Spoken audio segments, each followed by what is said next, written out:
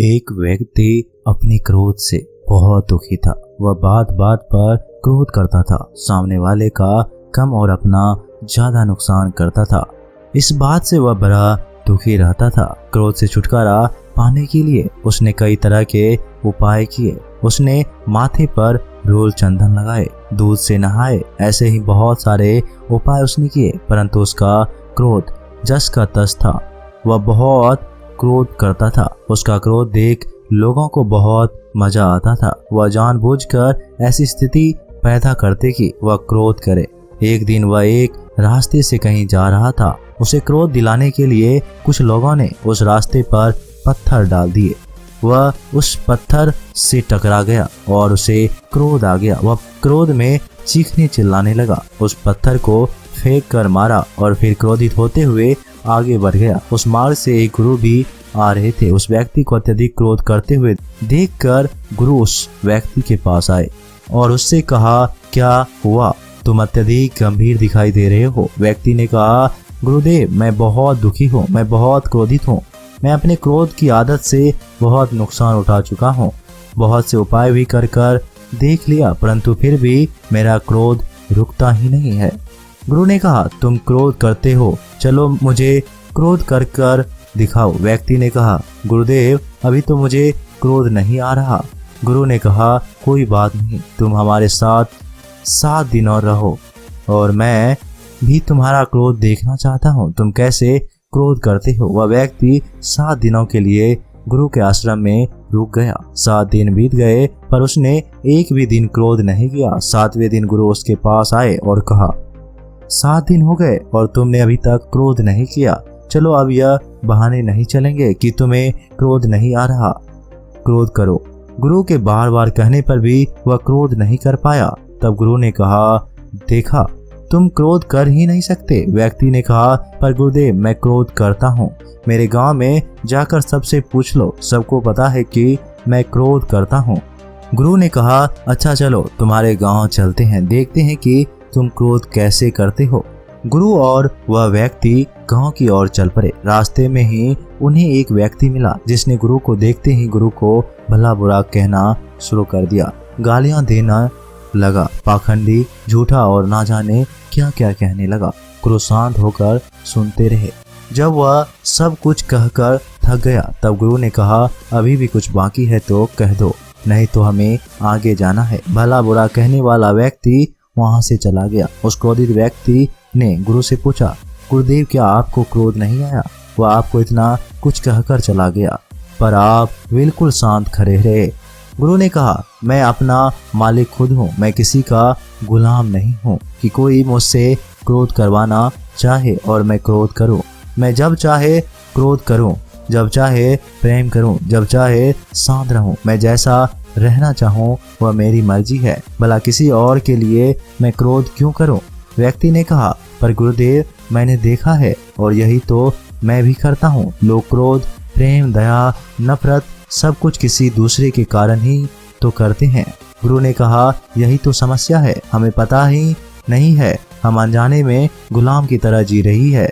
कोई भी हमसे कुछ भी करा सकता है, हमारे ऊपर नियंत्रण ही नहीं है। व्यक्ति ने कहा, हमारे ऊपर नियंत्रण यह कैसे होगा गुरुदेव? गुरु ने कहा, हमारा जन्म हमारी सांसों के साथ होती है, हमारी मृत्यु हमारी सांसों के साथ हो जाती है। हम जीवन भर सांस लेते हैं, यही सांस हमारे शरीर को और हमें जोड़े हुए हैं। हमारे विचार और हम इसी सांस के माध्यम से जुड़े हुए हैं। हमारे शरीर के साथ जब भी कुछ होता है, हमारी सांसें अलग अलग तरह से चलती है। जो अपनी सांसों को साथ लेता है उसका खुद पर नियंत्रण हो जाता है। व्यक्ति ने कहा, पर यह कैसे हो सकता है गुरुदेव?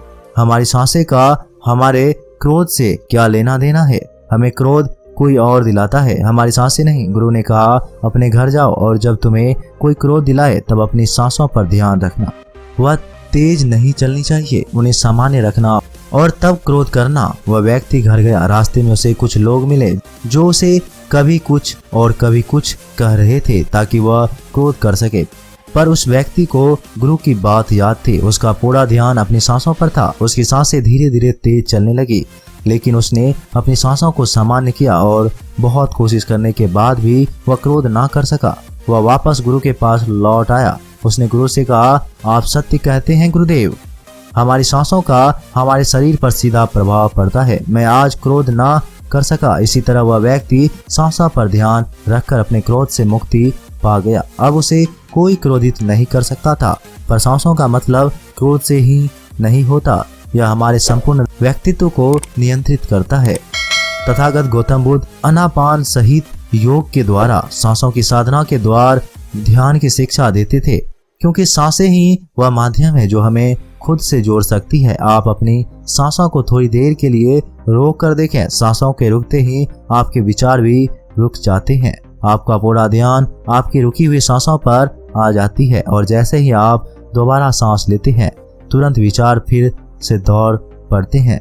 एक समय ऐसा आता है जब आप अपनी सांसों पर ध्यान करते करते आपकी सांसें इतनी छोटी हो जाती है कि वह नाम मात्र के लिए ही रह जाती है और आपके विचार भी नाम मात्र के लिए ही रह जाते हैं। और उस समय आप ध्यान की गहराई में, जहां आपका ध्यान सांसों से हटकर अपने ऊपर आ जाता है, जहां आपका दिमाग एक ऐसी स्थिति में पहुंच जाता है जो निर्णय नहीं करता, वह तो केवल मात्र देखने का काम करता है। और अगर आप ध्यान में निर्णय कर रहे हैं तो समझना कि अभी आपका मन विचारों में ही बह रहा है और अभी आप ध्यान की गहराई में नहीं उतरे हैं, परंतु यह सब कुछ हमारी सांसों से होकर ही जाती है।